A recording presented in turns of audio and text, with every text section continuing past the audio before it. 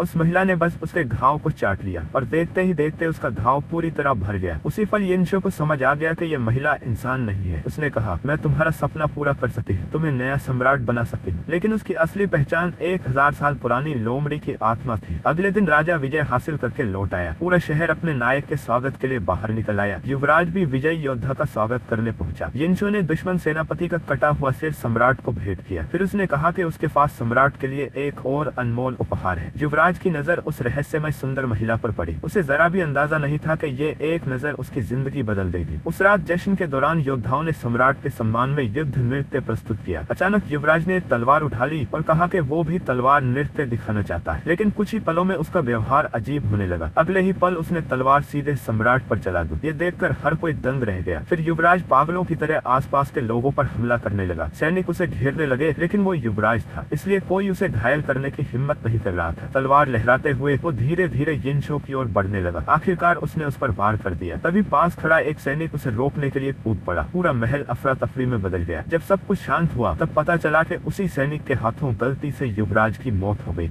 उसके साथी घबरा गए और चिल्लाने लगे, युवराज की हत्या का मतलब है कि हमारे पूरे परिवार को मौत की सजा मिलेगी। वो सैनिक घुटनों के बल बैठकर दया की भीख मांगने लगा। लेकिन यिनचो ने कहा, ये सिर्फ मेरी जान बचाने की कोशिश कर रहा था। ये निर्दोष है, बल्कि एक सच्चा राष्ट्रीय नायक है। लेकिन असलियत कुछ और ही थी। ये सब उस फॉक्स स्पिरिट की जादुई शक्ति का खेल था। उसने युवराज के मन पर नियंत्रण करके उससे सम्राट की हत्या करवाने की कोशिश की। यही थी यिनचो की नई सम्राट बनने की पूरी साजिश।